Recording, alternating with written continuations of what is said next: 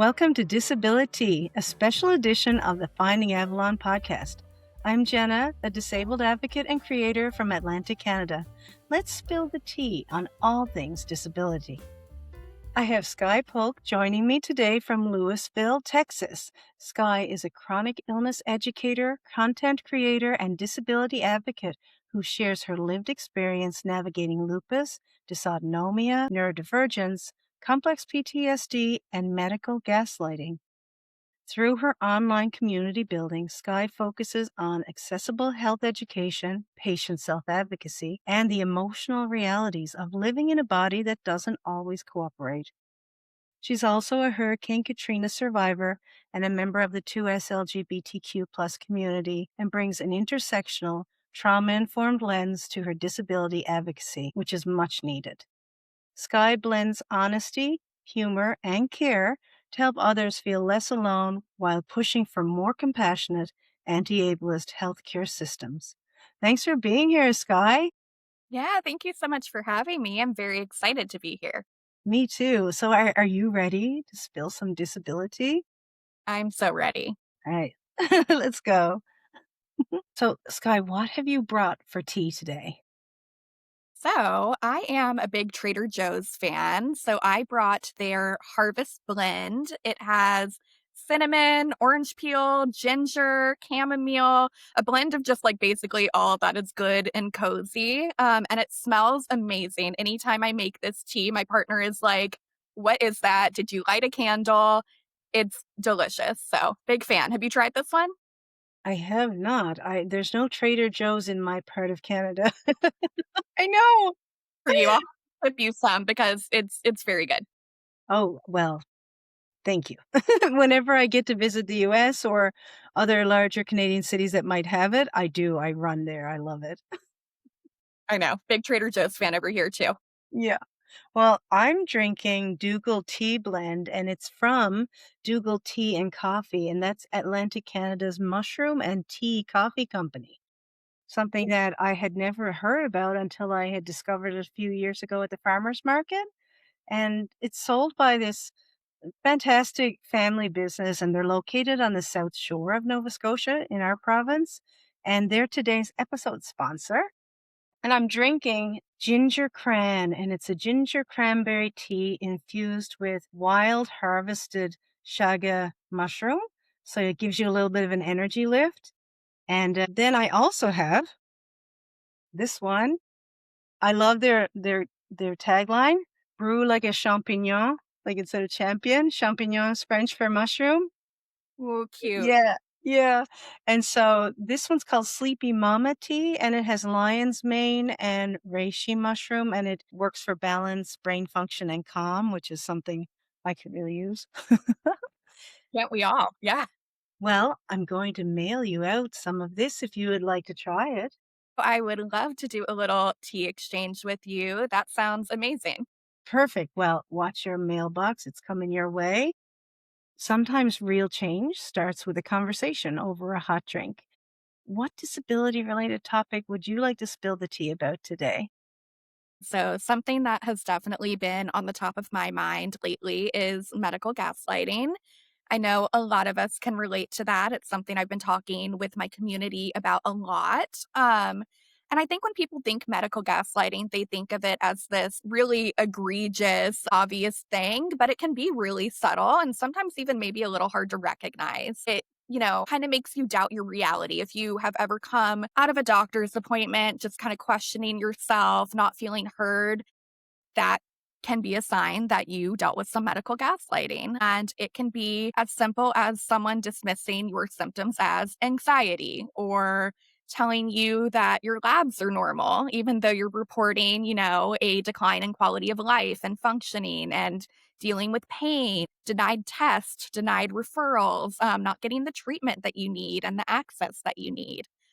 So I'll tell you a little bit about my story, and then I would love to hear, Jenna, how you relate to this topic too. I'm sure that you do to some level. I know a lot of us, unfortunately, have dealt with this. Personally, I started showing autoimmune symptoms back in 2018. So for me, that was in the early stages joint pain, swollen lymph nodes in my neck, losing hair, low grade fevers, just a lot of chronic fatigue, not feeling normal, not feeling like myself. And I tried to report that to doctors very early so that we could catch it and get in front of it. But I was about 23, 24 at the time. And unfortunately, I got what a lot of young women get, which is you're fine. Don't overthink it.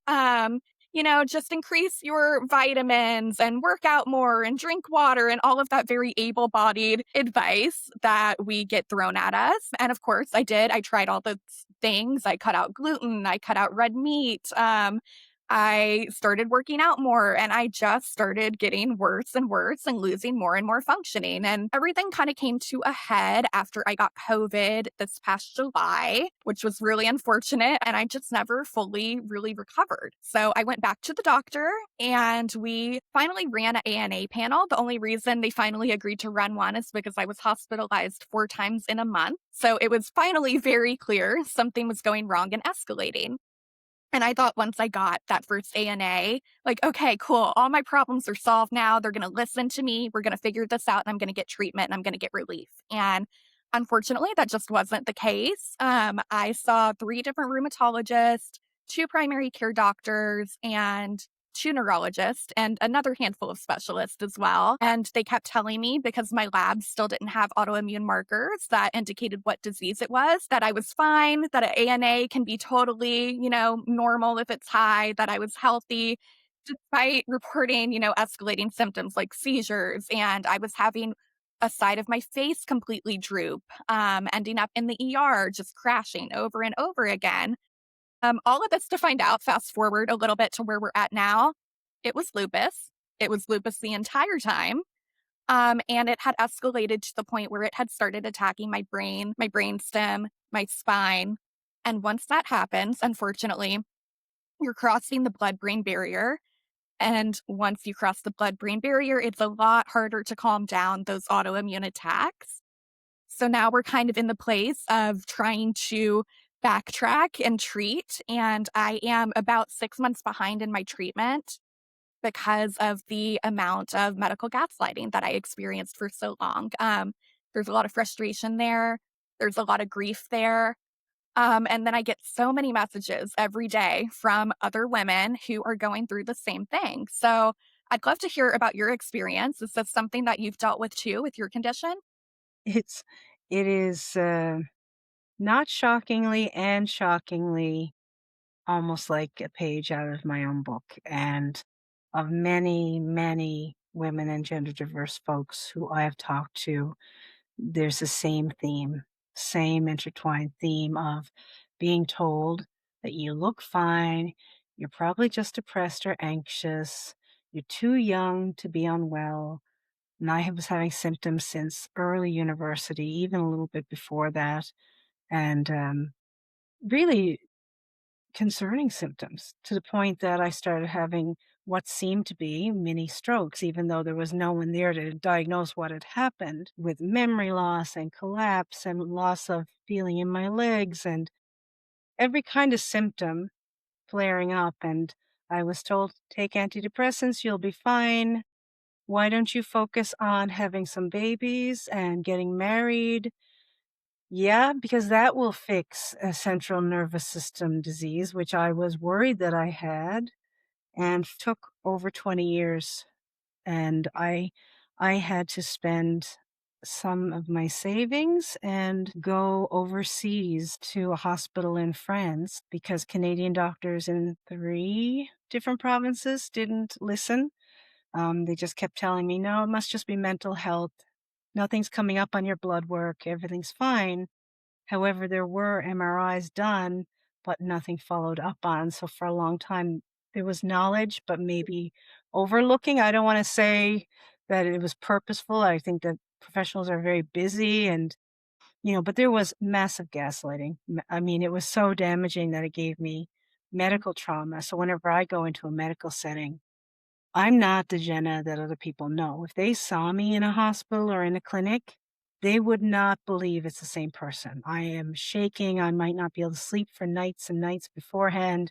I want to throw up because if you've been mistreated and ignored and dismissed and told that, "Oh, no, you're just crazy. There's nothing wrong. It's all in your head." And then you find out in a foreign hospital with doctors, radiologists, neurologists around you going, "But you've been sick a really long time and there's damage done now. And you came from Canada? This can't be possible."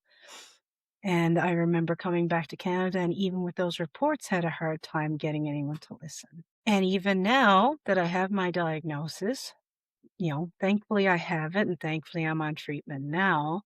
I do have some great caretakers in the healthcare field, but even now routinely I'm having issues with doctors not getting my informed consent, violating my consent, not allowing me to take notes in my medical appointments.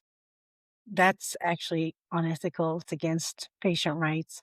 So even though I'm a very vocal and capable advocate, I'm still running into these issues with medical gaslighting and other kinds of things that shouldn't be happening in 2026 in healthcare settings.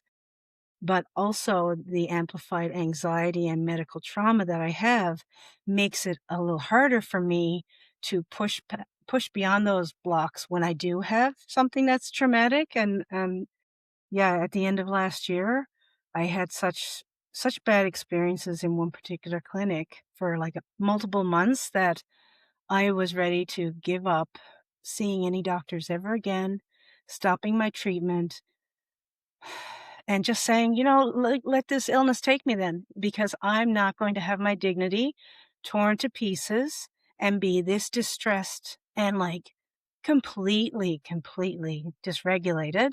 And it's offensive. It's like it offends your human dignity. It's against your human rights. And I actually spent all Christmas just lying there comforting myself going, "You can keep fighting, you can keep fighting, you can keep fighting," right? And here we are, we're still fighting, but the impact of gaslighting and the impact of those barriers to care, because those are actual barriers to care. They're attitudinal barriers, there's systemic barriers.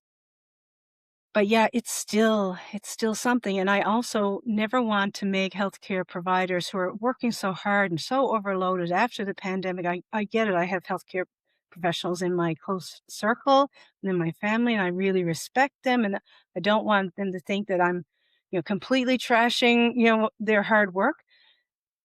You can respect and appreciate, but also hold space to acknowledge the gaps and the barriers and the failures that actually cause patients more harm. Because if I was diagnosed even 10 years ago, I wouldn't have the permanent damage and permanent disability that I have now. I am a different person than even I was a year ago. I'm a completely different person than when everything came to a head, when all my symptoms just went to the point where I couldn't see and couldn't walk. That was frightening, and then to still be told, "Oh, you're too young to be sick, and you're probably depressed." And now 3 or 4 years have passed, and now it's like, "Well, it's probably your age." And I'm like, "But wait, I was too young 3 years ago." Like Which one is like it? I know that this illness has been hard on me, but, like, I'm not 70. You know? Oh god, the dark humor is what gets me through, but it's hard to talk about, but it's important to talk about because the healthcare professionals, even if they are stressed and overworked, and they truly are, and they have my sympathy for that, forgetting the humanity of their patients or flat out ignoring or dismissing concerns. Like I will have a specific list of symptoms. I track them all the time. And even if my labs come up normal, and all of these very significant things that make you unable to function are happening. You can't just say, "Oh, you're fine. Goodbye," because you're not fine. Yeah, You're not imagining it. because I feel like the next question people usually ask is, well, what do I do about it if I'm being gaslit? And I think to your point, tracking your own symptoms and refusing to take dismissal, being like, okay, yes, like I understand my labs are normal, but I'm reporting all of these symptoms and kind of changing like your line of questioning and asking, like, okay, well, what are the next steps? Because labs don't make my symptoms disappear. So, what are we looking at? Or what can we rule out? Or what tests can we do? And then if you're still not feeling heard by your provider, I feel like getting a second, third, fourth opinion. And I want to acknowledge there's a lot of privilege in being able to do that. I know that is not an easy or affordable thing to do. However, if you have the option, I feel like people forget that you are allowed to go seek another opinion, see another specialist, get another referral, because sometimes that is what it takes. I tell people it's kind of like dating. You just have to keep going until you feel safe and heard. And that's definitely what happened in my experience. If I didn't keep going, I don't think I would be diagnosed right now. And it's because I kept going until I found a provider who finally was a right match. And now I do have that safety. And still, to your credit, like you said, that still lives in your nervous system, even when you do find safety. And I want people to know that even though you and I consider ourselves advocates, when we are advocating for ourselves, we are still doing it with shaky voices and our hands shaking and sweating and our nervous system's freaking out. You do not have to do it perfectly and courageously. Just pushing back is so brave. And I really encourage, especially people who are female presenting, neurodivergent, women of color, to really push because sometimes that is what it takes to be heard, unfortunately. Mhm. Because we know that there are so many biases in all of society's systems, but in the healthcare system particularly, there's gender bias for sure. And then if you are further marginalized, like we have all these intersectional layers. So the more complex your identity is, and the more outside of the norm, which is healthcare is set up for male male patients pretty much. And so when we consider that, it's an almost automatic experience, unfortunately, that marginalized women and gender diverse folks end up experiencing, right? There's something else I wanted to add to what you said. Here in Canada, the healthcare system is a little bit different. We pay taxes and it goes towards our healthcare plan. Con- Yeah, right. There are private options, but I couldn't afford that. For me, I'm living in a province that has some of the worst outcomes for, wait times. It's a small province with not enough staff, everybody's working so hard. I came from another smaller province, smaller population-wise anyway, with less equipment and less staff and longer waits, and so almost 14 months ago, I had a very serious accident, and I am still 14 months later, after going through referrals and referrals and referrals and going around and around in circles and long waits, and I still don't have any solution. And some people may end up waiting a full year to get in to even see that first person who then passes them on to someone else. And so sometimes it can take many years. And then if somebody has an illness, especially a progressive illness, that becomes more urgent because sometimes the damage can't be undone, especially with neurological illnesses, central nervous system illnesses. Once you get past a certain point, you can try your best, and maybe if you're lucky, you can regain a little, but the more it progresses, the less chance you have of ever getting that you back.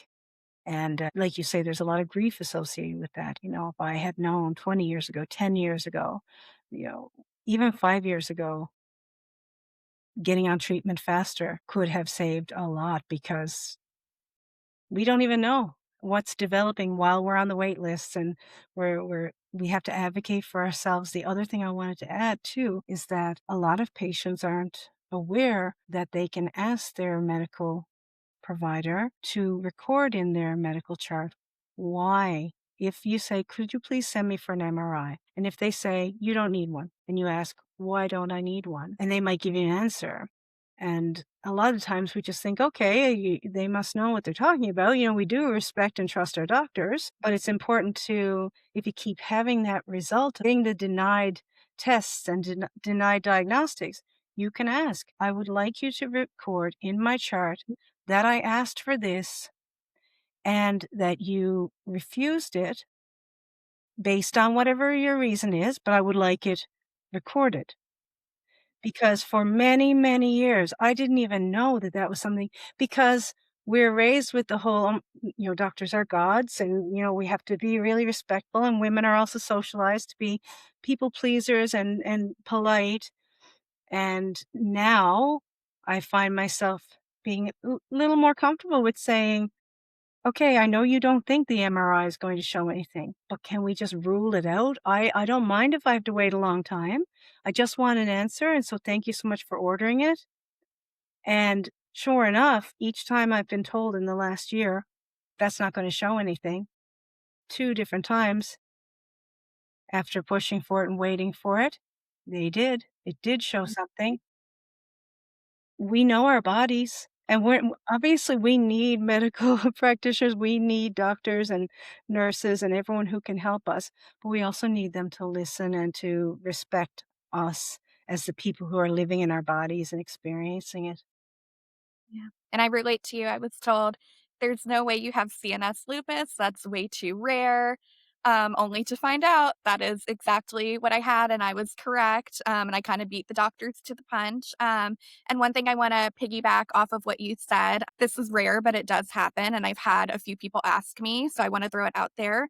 If you still have a doctor who, even after you ask them to notate in your file, the refusal and the reason why. If you're still getting pushback, what you can do is you can put that in writing and notate that there was a refusal, what the doctor told you, and that will make it part of your official medical file. Yeah, and I'm not sure how different it is between Canada and the US. Only, until recently did we have access to an app to even see our results. I've gone my whole life and never been able to see my medical chart. That's crazy. And I'm not sure if it's an Atlantic Canadian thing or what. I've lived in 5 other provinces, but I've been lucky not to have needed hospitals and tests and records in different places. But, in the East, most of us don't even know what is being written down about us, what is in our files. If we get, like, a quick summary, if we come for a follow-up for something, we might verbally be told, and if you make your notes. So now, at least where I am, I think we have to reach out to patient relations to correct anything we find that's incorrect on our records now that we have some access.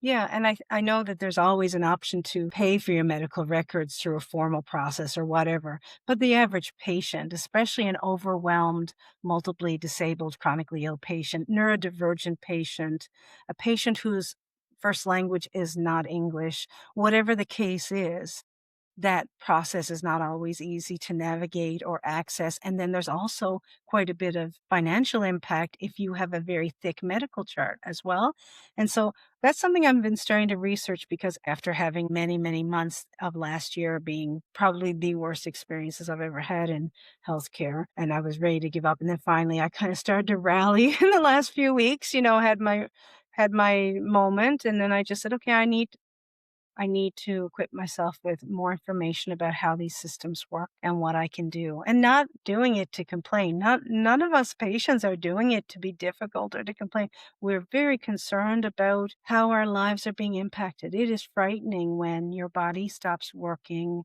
in very scary ways. Yeah.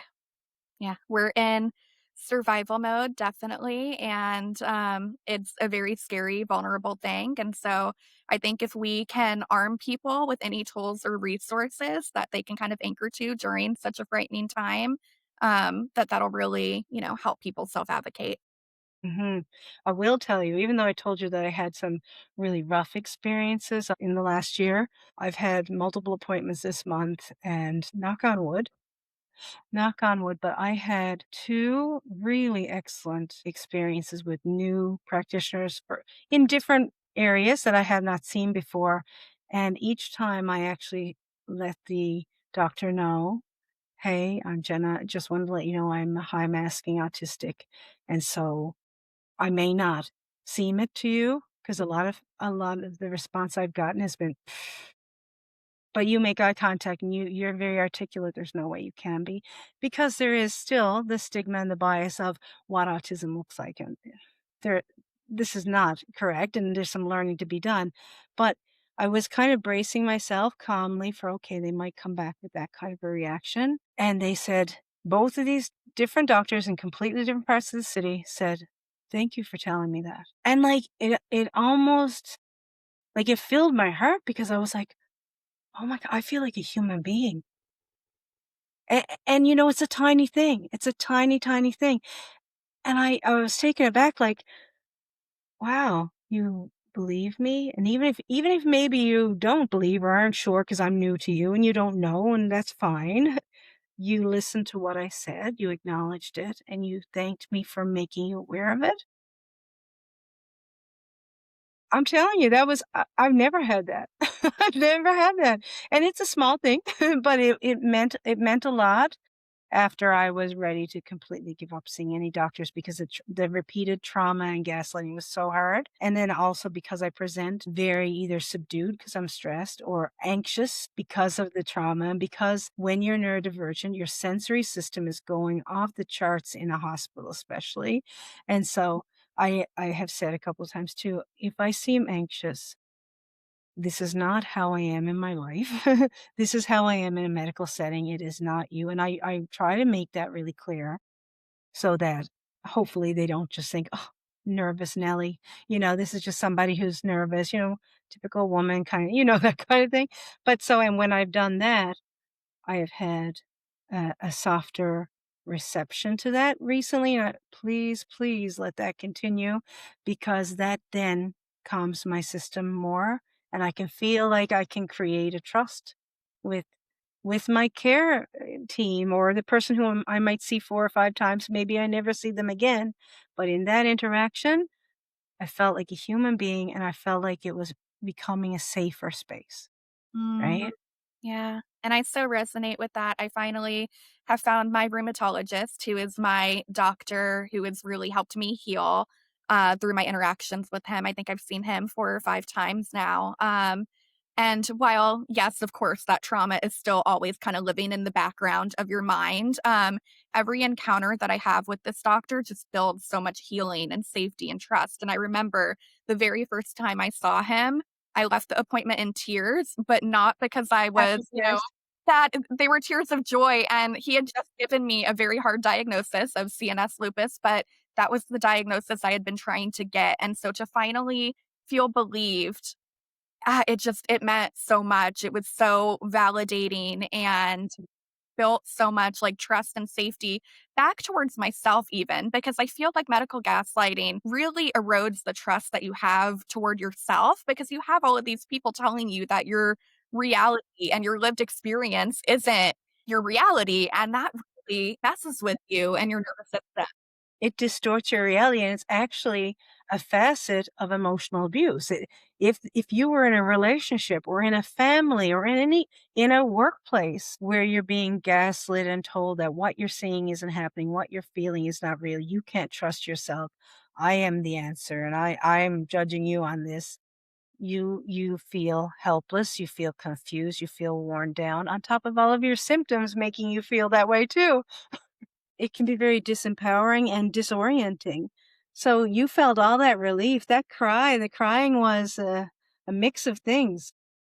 Yeah, just so much relief and realizing that I was finally reaching a point of safety of, "Oh, this person believes me, which means I'm going to get a diagnosis and I'm gonna get treatment." And I feel like a lot of people think we want a diagnosis because we think it's gonna, solve all our problems or, whatever, narrative people make up. But no, we want a diagnosis because it's not about the label. It's about the fact that that unlocks treatment. And we know that we're sick. We don't wanna be sick. We know that we already are, despite what, the labs or the imaging might say. And so to finally get that validated and to be told, "Hey, you're safe now, and we're going to treat this," that's everything. Yeah, because you want to get on that pathway to helping manage it and navigate it, but if you can't even get onto the road, if you can't get onto the pathway, you're still stuck in that terrible limbo because you've experienced what's happening in your body and in your everyday life. And when you do get that gate opened to you or that hand to walk along the path with you, it is life-changing. I think it really is. Yeah, I mean, just look at the joy both of our faces Yeah, are lighting yeah, up right now talking yeah, about, yeah, hitting that, relief, and I think that says everything. yeah. And I'm glad you mentioned that because usually I can't sleep before I know I'm gonna see a specialist or a doctor I don't know, and, there's all the nerves about I always go into it saying, it's going to be different this time. Like, I don't go in saying they're not going to listen to me.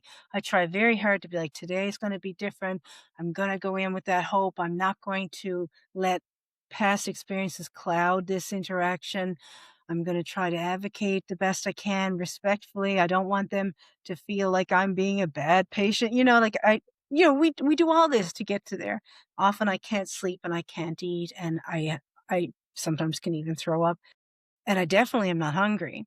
And these last 2 appointments that I went to where I was treated with, I actually felt like the doctors liked me and saw me as a human being. Like, it was a completely different experience, and that's just the basics. This should be the baseline, but unfortunately it isn't. And so that was so exceptional to me that I remember walking out feeling like I was walking taller, breathing a bit better, and walking out feeling like I had some energy and with an appetite. I remember going, "I'm actually hungry?" Well, that's because your body I've already, like, spent a whole night that I didn't sleep and didn't eat for a day before, and my body was like, "It's safe to do that now." Yeah, you go back into rest and digest. Yeah, Right? Yeah, and these are just small things, but they're also very big things, right? they They're are. part And of I want everyone to feel what yeah, we're describing right now, and I want people to know that even if it's hard right now, because I thought things were never gonna change or turn around for me, and I'm sure you've been in that mindset too, that there is light at the end of the tunnel. There are good providers out there. yeah. Thank you so, so much. This is a conversation that I know for myself is really enriching to have. Like, I'm so glad to have you here, and I know that people who'll be watching or listening or even reading the transcripts, I think that they will be able to relate to much of what has been said here. Yeah. The powerful thing. Yeah. So, Sky, before we go, what is something that people can do to take action for disability inclusion? It could be anything, something they could just start today or take on tomorrow morning and pick up and go with.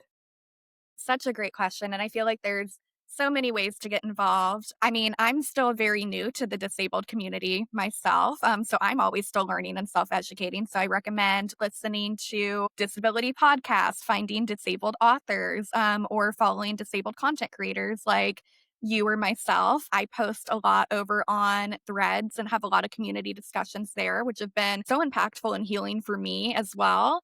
I'm also over on Instagram, and that's where I post kind of more fun and informative short form video content. So I would love to connect with, some new people who either are in the disabled community themselves or just want to educate and learn more about it. Exactly, because self advocates are always learning better ways and new perspectives, but also for the people who want to become better allies and they want to start understanding different perspectives. This is perfect advice, and I second what you said. So, yeah, this is really amazing. Thank you. Here's to spilling the disability. And thank you again for having me. Of course. I'm so glad to have a cup of tea and a chat with you today. So nice. That was very healing. Mhm. A good productive Saturday cup of tea, a mini tea party on a Saturday. I love it. Yeah, my nervous system feels all cozy. Yeah, no, me too. I know. Pippi? He was What's on his his name? pad. His name is Pip. Pippi. Pip, this is Leo. Oh, I love Pip's face. Look at the classic tabby cat. Leo, show Leo, show your blue eyes, Leo. Oh, he's gorgeous. Oh, I love him. He's such a floof. This is like 2 celebrities in one. He likes to come in here and look out the window. He's so cute. Look at him. How old is he now? Oh my gosh, he is going to be 9 next week. He's a senior boy. 'Cause people always think he's a puppy because he has such energy still. He's a grandpa.